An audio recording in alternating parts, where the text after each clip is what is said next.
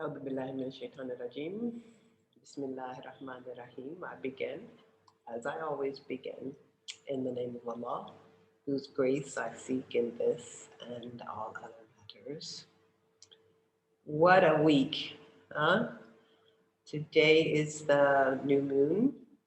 The new moon is in the sign of Aquarius, and this is the new moon that the Chinese calendar considers the beginning of the year. As such, I will be having small group sessions this weekend, and we will be talking about our intentions going forward, inshallah. It just so happens that this week I finally met with university officials here at the National Islamic University in Yogyakarta about my position and also about some events that we're going to plan to sort of introduce me to the community that I'm here. And I had a strange kind of coordination, synchronicity of events in that I have not had a copy of my second book, Inside the Gender Jihad, for years. And I got my student assistant to actually give me a copy of the PDF. And I was reading through the chapter on the creation, the necessity for, and the methodology that I recommended for the creation of Muslim women's studies as a discipline in the context of US academia, because that was the context where I was teaching for so many years and where it occurred to me that we needed to have this, and also the problems that ensued by not having it. And so I had quite a few interesting anecdotes that, I read through, some detail of, just as I had a meeting with the rector of the National Islamic University of Yogyakarta planned in his office. Everybody's social distance, we wear a mask, but we just sit around at a distance and kind of chat. And I learned some interesting things, which I'm not going to dwell on now, but really I'm going to continue to reflect on, about the critical and intersectional intention of the first rector of the National Islamic University in Yogyakarta. And so the legacy that I come into, which allows me to be welcome at this institution at the highest level, by the rector, with enthusiasm. And yet, I retired from US academia in 2006. I knew it was coming, so I made certain plans in order to put things, in order. One of the plans was that when I left the campus, I did not leave the position. Instead, I took a leave. And during the time of the leave, I had my portfolio under evaluation for consideration of promotion to full professor.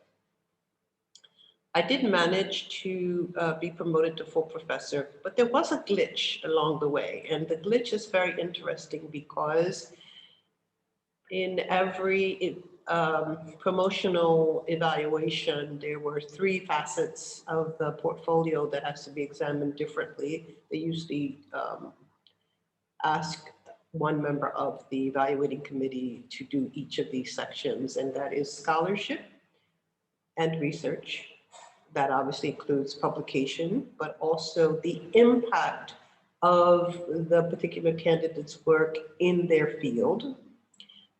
Teaching, and teaching includes not only the repertoire of the teaching, but also public teaching and student evaluation and service.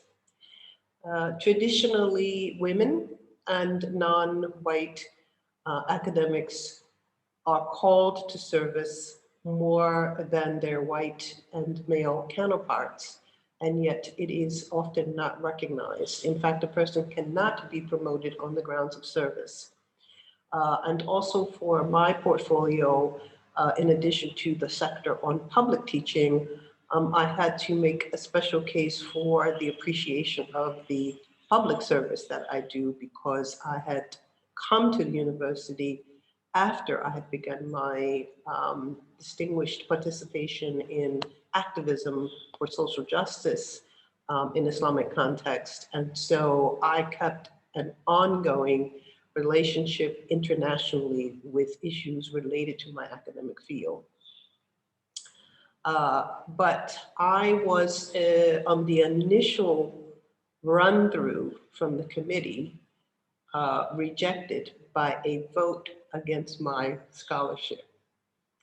And I don't want to dwell on this because, you know, everything about the past to me is past.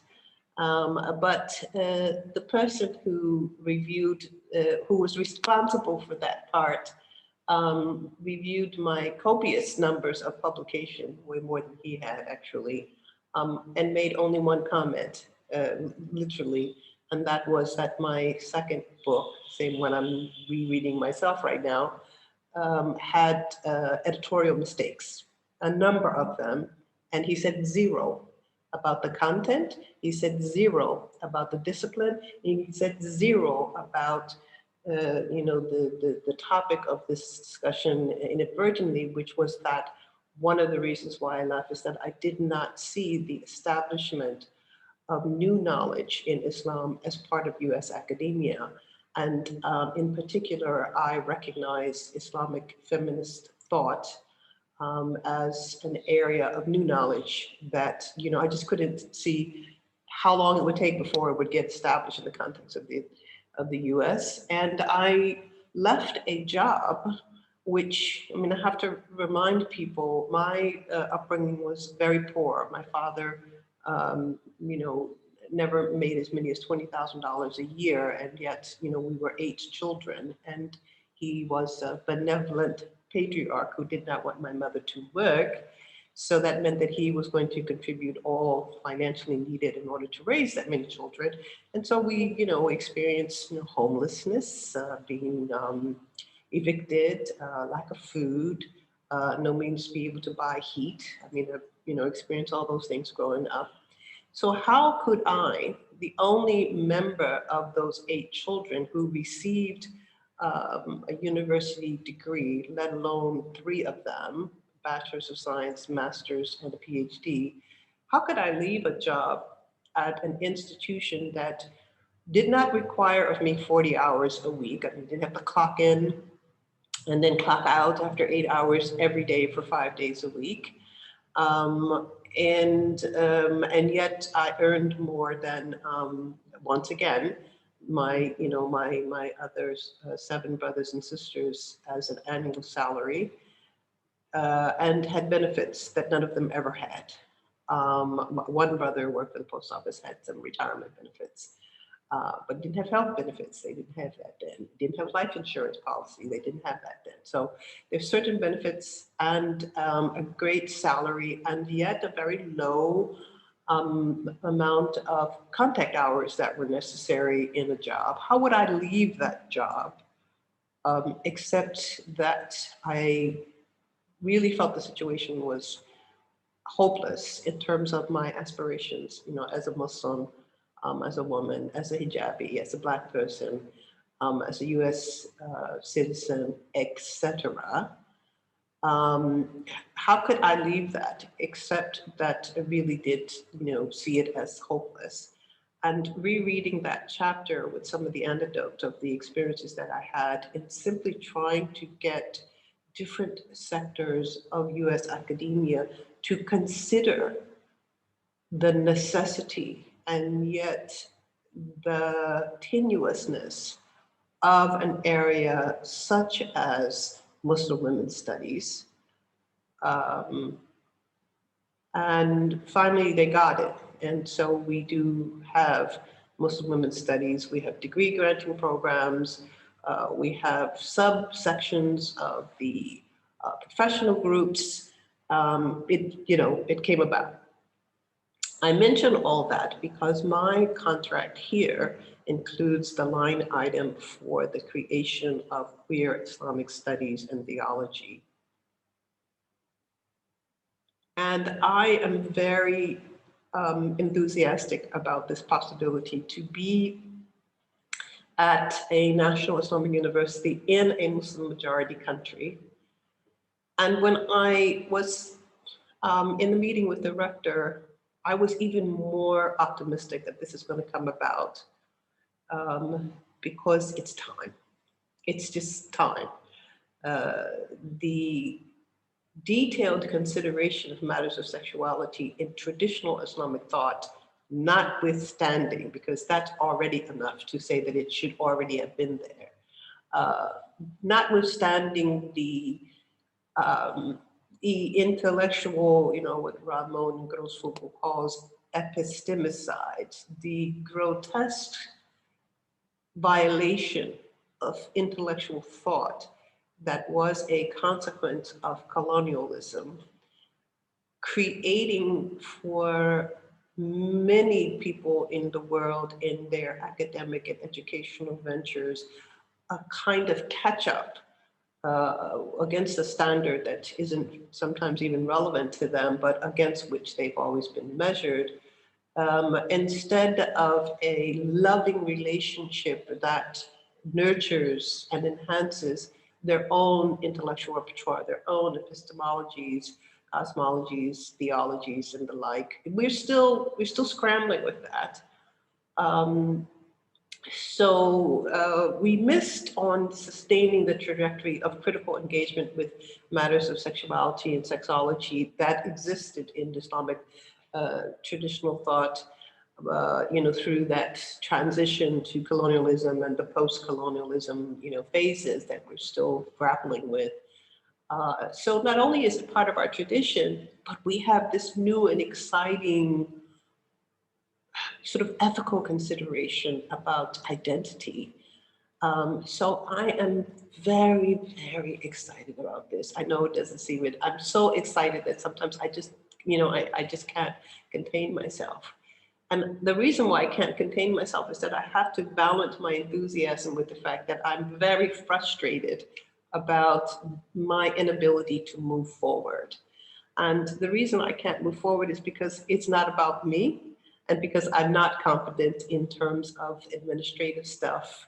I have had a very low success rate in terms of applying for grants. Literally, I've only applied for 3 in my life. And, even though I got them all, I still feel like that's not my forte. And yet, obviously, funding as well as administrative coordination between supporting institutions has to go about.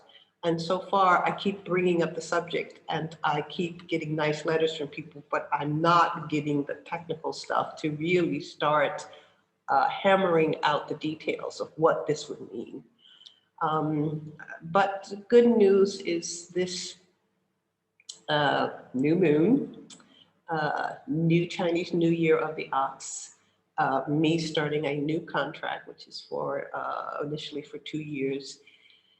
Nevertheless, I can feel the wind of change. I can feel that, there's a kind of breeze that's turning the leaves around in the yard. I can feel that it's going to happen, which is not the feeling that I had when I left US academia, feeling frustrated about the impossibility of Muslim women's studies, when I definitely knew that my dedication was going to be in that area. So it is an interesting full circle where the circle went around and, kind of elevated itself from the expressions of frustration with regard to the absence of critical understanding of the necessity of Muslim women's studies as its own discipline in the under the umbrella of Islamic studies, which I consider to be a requisite, because people are always displacing Muslim women relative to other, sort of real and imagined intersections or lack thereof with other women. The frustration led to a major move on my part. 15 years I've been retired. And as I enter back into academia with the level of acceptance that I experience here, it's interesting to have this trajectory in my mind, this, objective to help create queer Islamic studies within academia, let alone at an Islamic institution in a Muslim majority country. I'm very excited about the potential, even though all I can see from here are just hills to climb. And that is because it really is time. It really is time. Again, I will just close by saying thank you to my queer Muslim family and allies for sustaining the momentum towards the well-being and integration. And you are my hope and inspiration. And it is my hope that I will be able to participate meaningfully in bringing this into reality, so that your identities will be respected at the level at which it is deserved and in which the Quran has already given. When it says, "Laqad karamna bani Adam," I have given karama or dignity to the sons and daughters of the first human person, that is Adam. That is the trajectory that my research and spirituality is based on with regard to this matter. And I hope you will, well, first of all, any suggestions that you have along those lines, any ways in which you feel that you can support, please do let me know. But I'm going to keep working at it until, it does manifest. And in the meantime, thanks and happy new moon and happy year of the ox. Assalamu alaikum.